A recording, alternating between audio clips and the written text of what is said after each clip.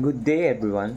For today's topic is about Edgar Dale's cone of experience. So, what is Dale's cone of experience? So, it helps L&D or learning and developmental development professionals to plan learning experiences that take advantage of the most effective learning environments. This 11-stage model places multimedia elements into categories based on their concreteness. This is the multimedia asset's ability to stave off abstractness and capture reality with a varying degrees of veracity. So Dale's cone of experience showcases how we can use variety of materials and mediums to maximize learning experiences, known in some circles as the learning pyramid. So the first one is the direct purposeful experiences. These are the most concrete and hands-on way to learn. They involve actual doing things yourself rather than just reading or hearing about them. This is the most effective way to learn and retain information. So, example, imagine you're learning to bake a cake. Instead of just reading a recipe, you actually bake the cake yourself. You measure the ingredients, mix them together, and put it in the oven. So you experience the process firsthand. So let's move on to the second one. Contrived experiences. So this one are simplified, controlled versions of reality that make learning easier. They use models, mock-ups, or simulations to break down complex concepts into more manageable pieces. Example, imagine you're learning about a historical event. Instead of just reading about it, you could act it out. By playing the role of a historical figure, you can better understand their feelings, decisions, and the challenges they face. So, next is the dramatized experiences. These involve role-playing scenarios that allow learners to experience situations firsthand.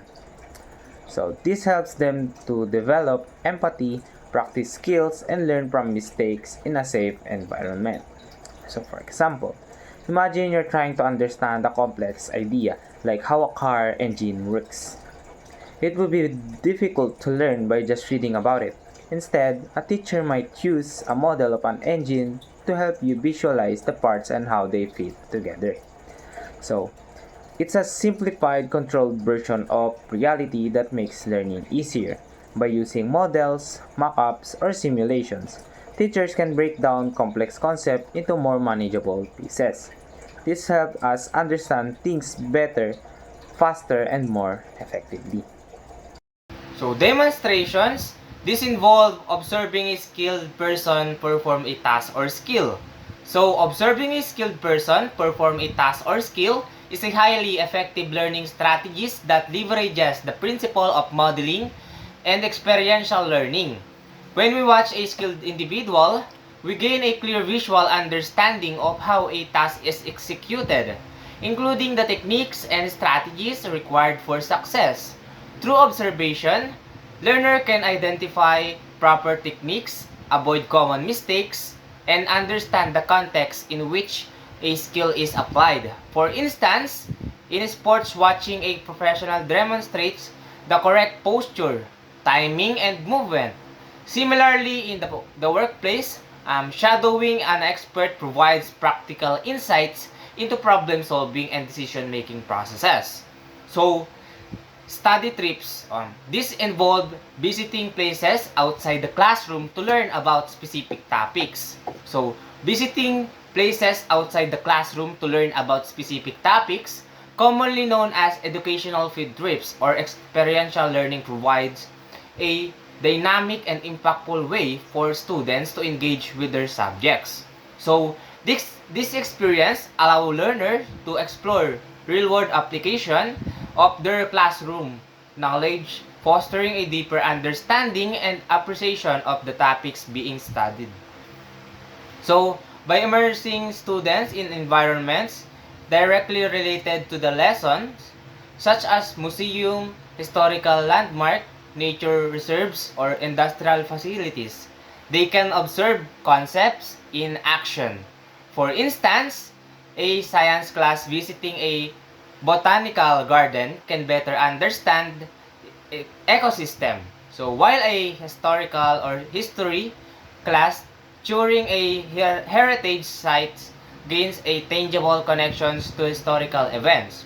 So these first-hand experiences enhance curiosity, critical thinking, retention by making learning more interactive and memorable. So exhibits. This involves showcasing objects, artifacts, or models. So it is a powerful teaching and learning strategies that enhances understanding by providing tangible, visual representations of concept or ideas. This approach allows learners to engage with real-world examples or accurate simulations, making abstract or complex topics more concrete and accessible. So, objects and artifacts such as historical relics, scientific specimens, or cultural items help bring lessons to life by connecting them to authentic real-world context. For example, examining historical artifacts can provide a deeper appreciation of particular era or event. So while studying a biological specimen can reveal details about forms, function, and adaptation that might be overlooked in a textbook. So showcasing object, artifacts, or models, it involves presenting tangible representations to enhance understanding and appreciation. Motion pictures and educational televisions, like videos, animation, and TV programs, which imply value and messages through moving pictures. So, help people learn by showing things in motion. These types of media can deliver important messages or teach idea in a fun and easy to understand way. For example, educational cartoons can show how things work or explain complex topics in a way that's engaging.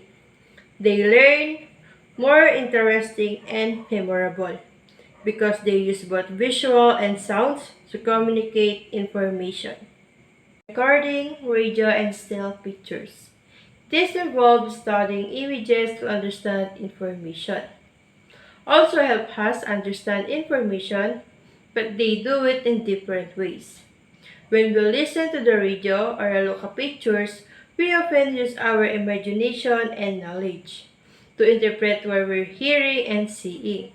For example, a photograph can tell a story or give us clues about a particular moment in time, while a radio program might explain an event through words. These forms of media let us absorb information in a more thoughtful. Visual symbols. These involve using symbols to represent information. Another way to share information, these symbols are images or signs that represent ideas like road sign, logos, or icon on the phone. They don't use words but are understood because we've learned what they mean. For example, a red stop sign tells driver to stop even without saying the word stop. Visual symbols make it easier for people to communicate quickly and across language barriers. So, verbal symbols, this involve using words to communicate ideas.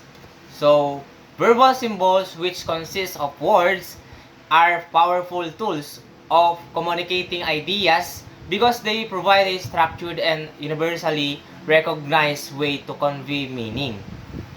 Through verbal symbols, people can share complex thoughts, emotions, and concepts with precision and clarity. Words carry definitions and cultural significance, allowing for nuanced expressions that goes beyond mere gestures or visuals. For example, the word freedom may evoke a broad range of interpretations, but its specific definition helps guide the conversation towards shared understanding.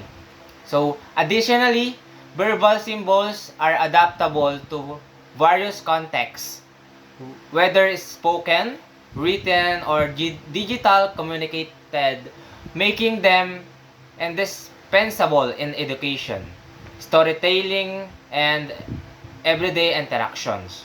Moreover, verbal symbols are essential for abstract thinking and reasoning. They also enable individuals to articulate ideas that do not have a physical form, such as justice or love, fostering intellectual growth and collaboration. So now let's proceed to our next topic, which is Bronfenbrenner's ecological theory. So what is Bronfenbrenner's ecological theory? It is a comprehensive framework that explains how a child's development is influenced by their environment. This is This theory posits that a child's development is shaped by a series of interconnected environmental systems. So basically, it says that child's development influenced by the environment. It depends on how they act in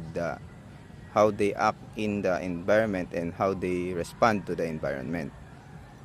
So next, in this slide displays a Venn diagram illustrating Yuri von Fenberner's ecological systems theory.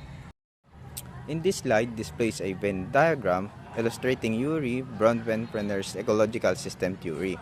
At the center of this diagram you can see is the child, surrounded by 5 interconnected systems. First is the microsystem, second is the mesosystem, third is exosystem, fourth is the macrosystem, and lastly, the chronosystem. This visual representation helps us understand how these various environmental factors influence a child's development. So now let's proceed for the first system, which is microsystem. This is the child's immediate environment, including family, school, and peers. Its most influential system directly shaping the child's development. Basically, this is the relationship between parents, teachers, friends that affect their development. Basically, it is a, what do you call this? Direct relationship between them. So next is the mesosystem. Mesosystem, this involves the interaction between different microsystems in the child's life. For example, the relationship between home and school, or between parents and teachers. Another example of this is the parent-teacher conferences. For example, when MJ's parent meets his teachers to discuss his academic progress, it's an interaction between two parts of his microsystem, which is the family and school, creating a mesosystem. Okay, next is exosystem. This includes social settings that indirect affect the child development. These settings may not direct involve the child, but they influence the macrosystem. The ecosystem is a layer of Bronfenbrenner ecological system theory encompasses social settings that indirectly affect the child development. These settings like a parent, workplace, or local government policies don't directly involve the child but can influence the microsystem, family, school, peer. Example, parents' workplace. A parent's job can significantly impact a child, like if a parent works long hours or has a stress job, it can lead to less quality family time, financial stress, and potential changes in the mood or behavior, all of which can indirectly affect the child development. Next is macrosystem. Macrosystem. This refers to cultural values, law, and custom of society in which the child lives. It shapes the child's opportunity and experience. The macrosystem refers to the culture, value, laws, and custom society that shape a child's opportunity and experience. It's the broadest layer of Bronfenbrenner ecological system theory, influencing all other layers, indirectly impact a child development. Example, cultural value of education and society. The highly valued in education, children are likely to be encouraged to attend school, study hard, and pursue higher education. This culture emphasizes that can influence a children's motivation, inspiration, and the support they receive from their family and community. Okay, and last is chronosystem. Chronosystem. This refers of dimension of time, including historical events and societal change that can impact the child development. The chronosystem dimension of time in Brandon Grenier, ecological system theory. It, on, it encompasses historical events and societal change that can impact the child development over time. These changes, both predictable like active school and unpredictable like apparent job loss, can influence a child's experience and shape their development. Example, a child born during COVID-19 pandemic experienced a unique developmental period marked by lockdown, remote learning, and social distance. These historical events shape their social interaction, education, and overall worldview. Thank you.